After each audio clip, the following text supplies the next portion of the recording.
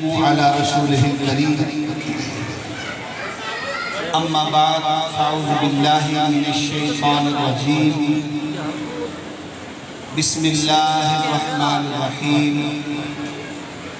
قال النبي صلى الله عليه وسلم نم كنومة العروس او كما قال صدق الله العظيم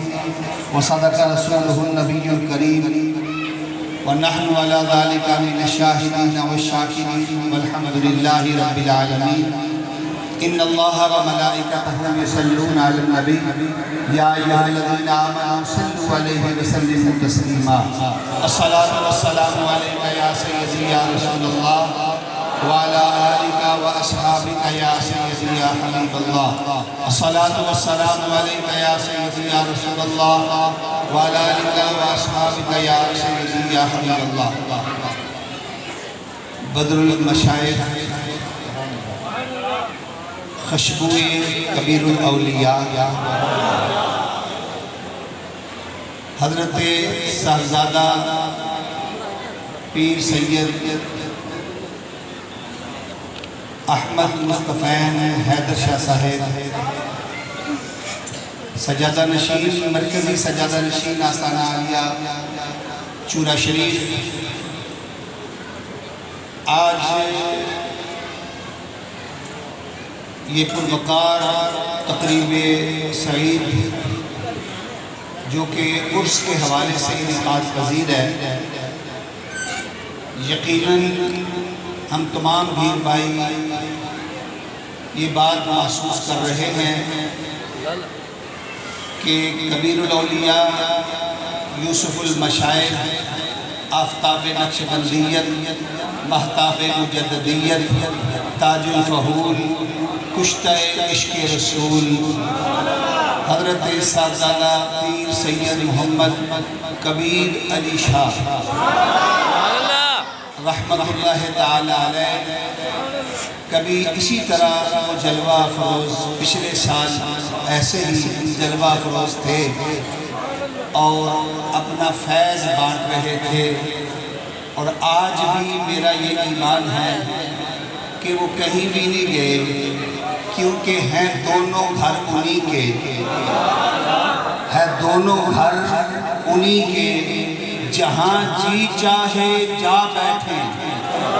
کبھی یہاں آ بیٹھے کبھی یہاں جا بیٹھے تو آج بھی وہ اس محفل میں جلوہ گر ہیں فیض بانٹا جا رہا ہے فیض تقسیم کیا جا رہا ہے آج وہ دیکھ رہے ہیں کہ جن سے میں اتنی وفا کرتا تھا میرے بعد وہ کتنی وفا کر رہے ہیں آج ہم یہ چونکہ آپ کے وصال کے بعد آپ کی یہ پہلی آمد ہے گجرانوالہ میں اور یہ اعزاز حاصل ہے صاحبزادہ پیر محمد رضوان مبارک صاحب کو کہ سب سے پہلے تشریف آوری ان کے ہاں ہوئی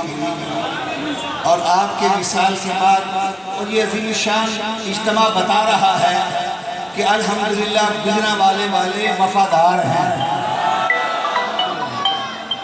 جو احسانات ہیں وہ تو نہیں اتار سکتے لیکن ہمیں اتنا پتا ہے کہ نویں نہ یار بنائیے مرشد دے دیوارے اٹھے محکم لائیے چوکا مرشد دے دیوارے اٹھے محکم لائیے چوکا اور نویں نہ یار بنائیے وانگ کمینے لوکا ہم نے ایک ہی یار بنایا ہوا ہے کبھی آپ کو موقع ملے تو حضرت صاحب کی جوانی کی تصویر دیکھ لیں اور جوانی کی تصویر دیکھنے کے بعد آخری سرکار کو دیکھ لیں تو لگے گا محسوس ہوگا کیونکہ جو اللہ کا ولی ہوتا ہے جس کا عرس ہو رہا ہوتا ہے یہ کبھی نہ جانے یہ خیال نہ کرنا کہ معاذ اللہ بس وہ قبر میں جا کر ختم ہو گیا اللہ کا ولی پیر ایسا ہے کہ جب وہ قبر سے باہر ہو اور جب قبر کے اندر ہو حالت اس طرح ہے کہ جیسے تلوار جب نیام کے اندر ہو